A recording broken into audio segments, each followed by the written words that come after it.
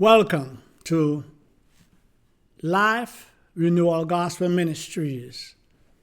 I am Pastor Bartholomew L. John in Orlando, Florida. I thank you for watching. Thank you for joining me. I hope and pray that this message will be uplifting and will be like an eye-opener and will motivate you to draw closer to God. Well, let's go before the throne, following which we are going to look at our text. Let us pray. Our Father, which art in heaven, your name be glorified. Your name be lifted high. You are the God of the universe. You are the governor of the nations. Lord, there is nothing that you cannot do. Everything on this earth, in the universe, is under your control. And so, Lord, is with this knowledge, we are asking you to direct your word as it goes out. Lord, touch the hearts, touch the minds, touch the spirits of those who will hear and receive. And Lord, bring about the transformation in the lives that you have set to transform. And Lord, when you have accomplished your mission through your servant, all the praise and glory will be yours. In Jesus' name, amen and amen. Well, my text today is taken from the book of Genesis, the 8th chapter, reading verses 6 through 12. I'll be reading from the King James Version, and it reads, "And it came to pass at the end of 40 days that Noah opened the window of the ark which he had made. And he sent forth a raven, which went forth to and fro, until the waters were dried up from off the earth. Also he sent forth a dove from him, to see if the waters were abated from off the face of the ground. But the dove found no rest for the sole of her foot, and she returned unto him into the ark, for the waters were on the face of the whole earth. Then he put forth his hand and took her and pulled her in unto him into the ark.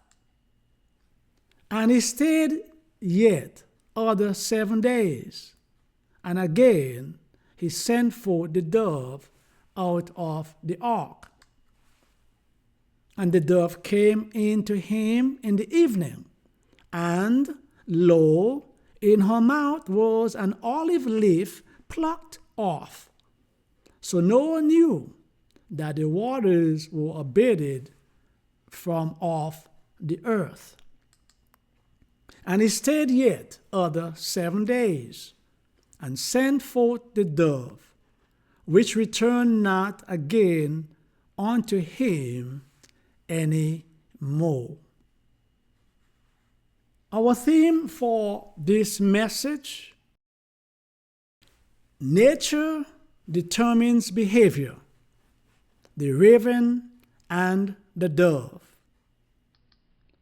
Here are some relevant scripture references.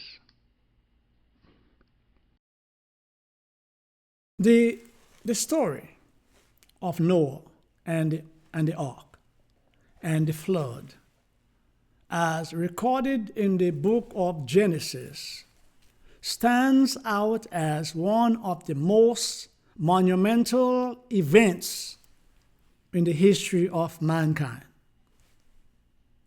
A pivotal moment in the account, in the aftermath of the flood, was when Noah opened the ark, the window of the ark, and sent out two birds, a raven and a dove, to assess the conditions of the waters on the earth.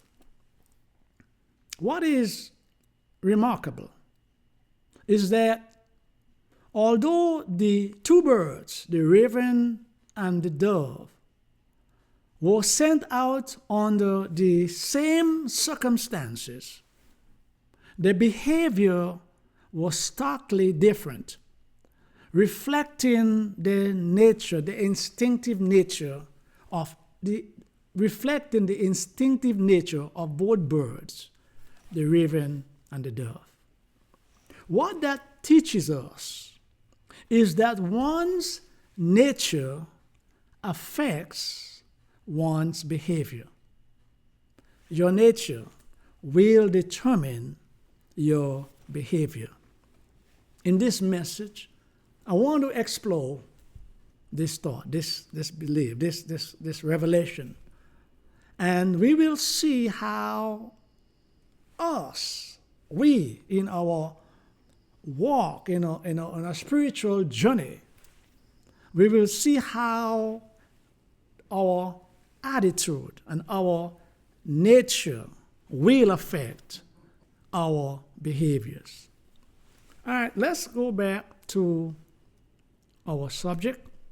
But before we turn to the text, I want to go to Genesis chapter 7, verse 19. It tells us, "And the waters prevailed exceedingly upon the earth, and all the high hills that were under the whole heaven were covered." This confirms that the flood waters had covered the entire earth. Every hill, every mountain was underwater. The Bible tells us in the same 7th chapter that it rained on the earth 7 days, 40 days, and 40 nights. After the rain stopped, the waters on the earth continued to rise for another 5 months, 150 days. After that time, God sent a wind over the earth and started evaporating the water. At that time, during that period, the ark rested on a mount called Mount Ararat, which is a mountain in modern-day Turkey. After the ark rested, 40 days after it rested, Noah opened up the window of the ark and he sent out the raven.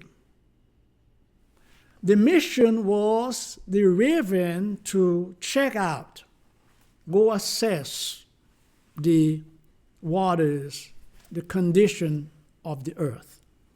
Verses 6 and 7. "And it came to pass at the end of 40 days that Noah opened the window of the ark which he had made, and he sent forth a raven, which went forth to and fro until the waters were dried up from off the earth." The bird that Noah chose, the raven, was fitted for the mission. Ravens, they are the largest of the crow family. They have an impressive wingspan of up to 4 feet, a thick neck, a thick, strong beak. But what's more remarkable, that they are intelligent, they have excellent memory, and they could solve problems. The raven is also resilient, bold, curious, and can adapt in any environment. That was the choice. So Noah sent out the raven. But as we are told, the raven did not return to give Noah any indication of the conditions on the earth, because the natural nature of the raven, once it left the ark, took over. You see, ravens are opportunistic scavengers. They are self-reliant, and they thrive on trash, harsh, unclean, dead, decaying bodies. They will survive in any environment. They are nasty and selfish. And so when the raven left the ark, and now he has his freedom to fly wherever he wanted to, even if there was no place to rest. It was restlessly scavenging the earth with all these dead bodies. But that's where it flourished, and it did not go back. Selfish. Noah wanted to know what was going on. The raven got where he wanted to go, finally free from that confines of the ark. He was under restriction in the ark. He had to be dependent on Noah and the family for food. And the raven said, I don't want no one controlling me. I'll control myself. I am free. I am not going back in that cage. That's his nature. Its nature defined its behavior. So he stayed out. So Noah had to send another bird, and Noah made another good choice. He chose the dove. The dove, medium size, with broad, strong wings, a span up to 2 feet, but they have large, dark eyes that allow them to see clearly at far distances. They also were strong and swift in their flight, and they could fly direct. So Noah said, look, this bird did not come back. Let me send one with a different nature, because Noah needed to know what was going on. So he sent out the dove. Verse 8. Also he sent forth a dove from him to see if the waters were abated from off the face of the ground. Verse 9.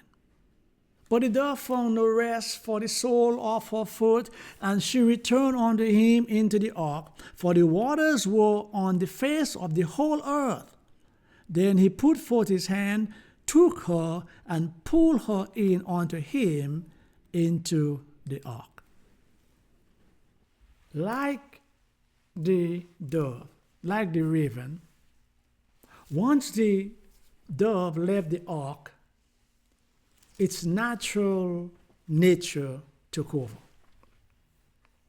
The dove is known for peace and tranquility. It feeds on grain and nuts, fruits, small insects, but not on field. The dove could not survive in the conditions of the earth at the time, with all its dead bodies, this nasty, dirty, stinking waters, and all the decay. And so rather than struggle outside, he went back to Noah, also letting Noah know that the conditions on earth is not suitable for habitation. Its tender nature drove him right back to a place that he knew there was food, there was safety, there was comfort, even if it meant he has to be under the authority of those in the ark. Noah will send the dove out a second time after 7 days after the first mission. And this time the dove came back in the evening, and in its mouth was an olive leaf that the dove had plucked from off an olive tree. Verse 11. And the dove came in to him in the evening, and lo, in her mouth was an olive leaf plucked off. So Noah knew that the waters were abated from off the earth. When the dove came back with that olive leaf in its beak, it let Noah know that the conditions on earth were improving. The trees had started sprouting again, the sign of new life, the renewal of life. Because see, God does not keep his anger forever. Every time God brings judgment, it is followed by mercy. And that gave Noah hope that new life was once again on earth. And so Noah will send the dove out one more time to get a final report. Verse 12. And he stayed yet other 7 days, and sent for the dove, which returned not again unto him anymore. The dove did not come back. There was no need for it to come back, because the mission had been accomplished. Its nature in him realized it can now survive, because the earth has been renewed. His nature took him back to the ark of Noah when it was needed, but sooner or later it was able to sustain itself in peace and in cleanliness. And so he had fulfilled his mission. Now he went out letting Noah know, I'm okay now. I want us to look at the spiritual meanings and the importance of the story of the raven and the dove. The raven represents the unrenewed human nature, the unregenerated heart. Those of us who have never given our life to Christ, that's the raven. We are the ravens. We love filth, we love darkness, we love sin. We like to rule ourselves. We don't like being under authority. We don't want to be confined into an ark under Noah's rules and regulations. We don't want to depend upon God for anything. We believe our resiliencies, our knowledge, our parents, our performance, our possessions are enough for us, and we do not need God. We are not going to go back to the ark because we don't need God. That's the raven.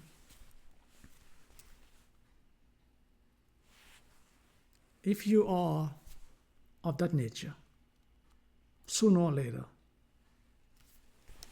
it will be death and not life.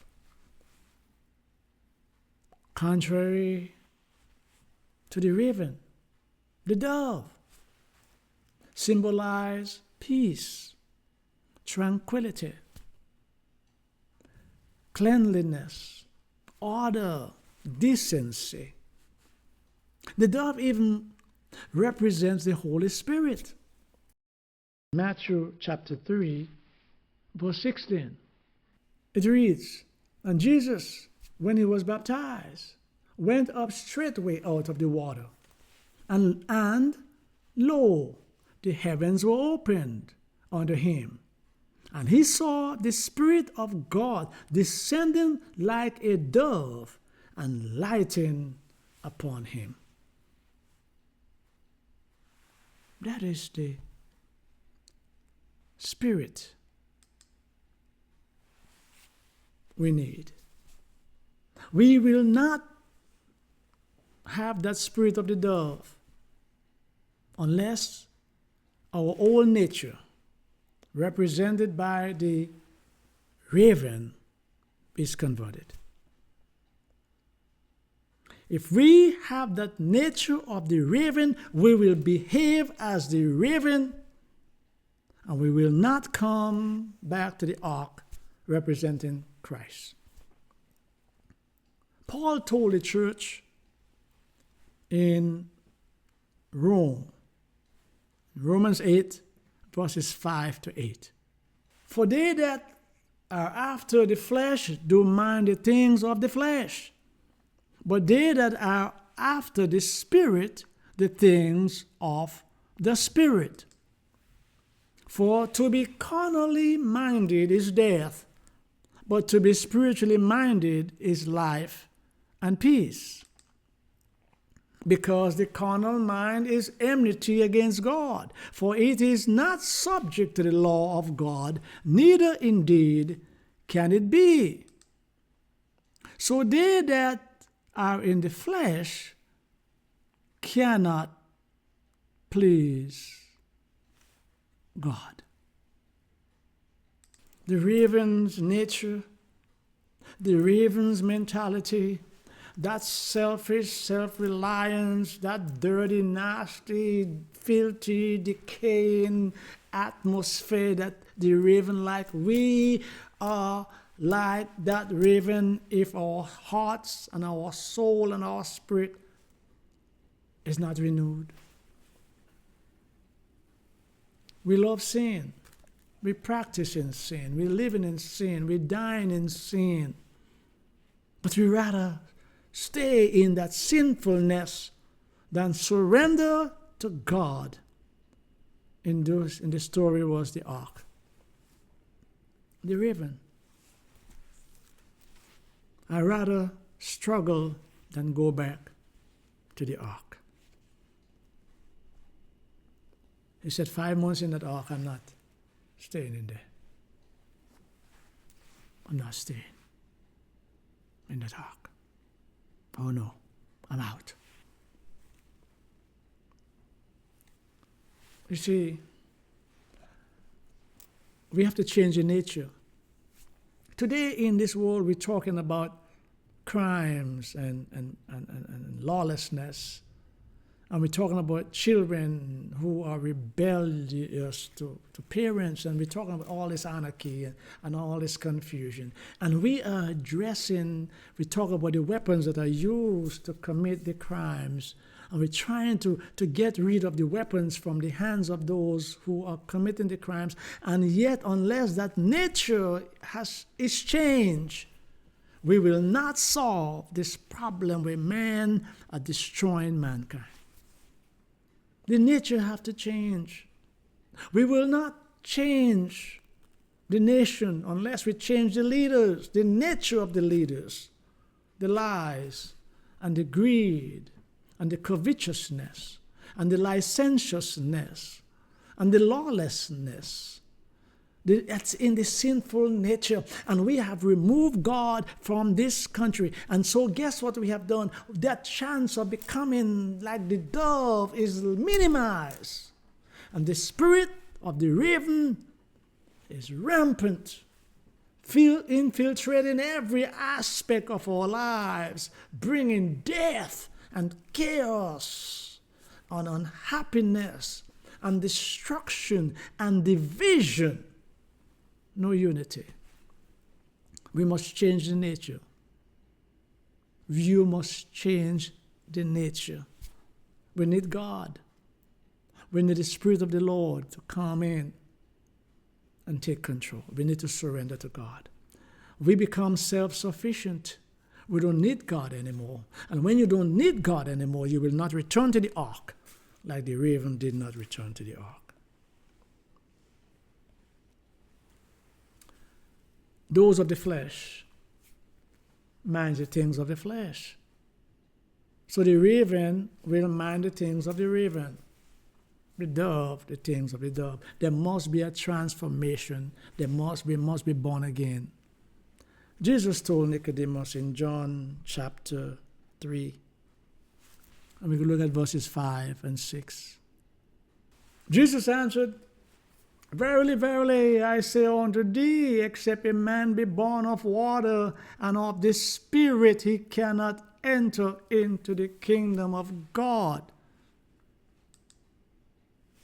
That which is born of the flesh is flesh, and that which is born of the Spirit is spirit. What Jesus is saying is that the nature of the raven is the raven, and the nature of the dove is the dove. And to become a dove in nature, you must be born again. You must be changed. You must be regenerated. We must take away that heart of stone for God to give us a heart of flesh. We must surrender, and we must go back to the ark, which is Christ. God gave us a new ark, which is Christ. He is the safe haven. But we must come under his control, under his authority. We cannot be self-reliant. We cannot rely on ourselves. Because when you rely on yourself, you don't trust God. You don't depend upon God. You don't need God. And we have become so self-reliant that we have kicked God out of our communities. He's out of the courthouses. He's out of the government buildings. He's out of some homes. He's not even in some of the churches. And we expect us to be like the dove with peace and tranquility and rest. Oh no. If our nature is of the raven, we will exhibit the behaviors of the raven. But thank God, there is a change possible. It is possible to change. We just have to get our life aligned with Christ. You see, Paul told the church in Corinth in 2 Corinthians chapter 5, verse 17, Therefore, if any man be in Christ, he is a new creature.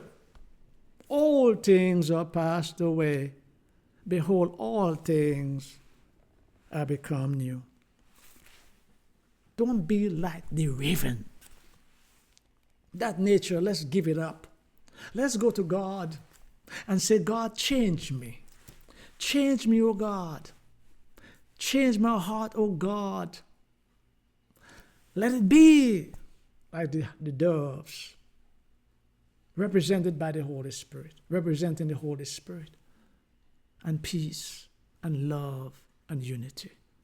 Change my heart, O God, and change my nature, and let me rely upon you. Let me not be self-sufficient. Lord, let me not deny your presence, and take me away from the love of sin and corruption.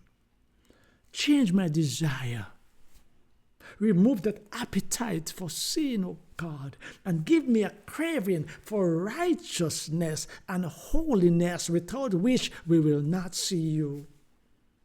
Unless that nature is changed, we are born for hell. But thank God, the offer is there. Come unto me, all you that labor and heavy laden, I will give you rest. Jesus is still calling us. Come, he said, come and I will change you. I will transform you. I will renew you. I will give you that right spirit, that you will have a desire and seek after me and seek after righteousness and be a light in the darkness rather than living in the darkness. Be one that is able to clean up the corruption than one spreading the corruption. We need to change our nature, and only God can change it. So I'm encouraging us today, if we like the dove, continue spreading the light and the Spirit of God. But if your nature is like the raven, the raven's nature, kneel down before God, open up to Him, and invite Him into your life. And tell Him, Lord, I don't want that attitude. I don't want that nature anymore. I want to be changed from the raven's nature into the dove's. I hope this message will be inspiring. Until next time, peace.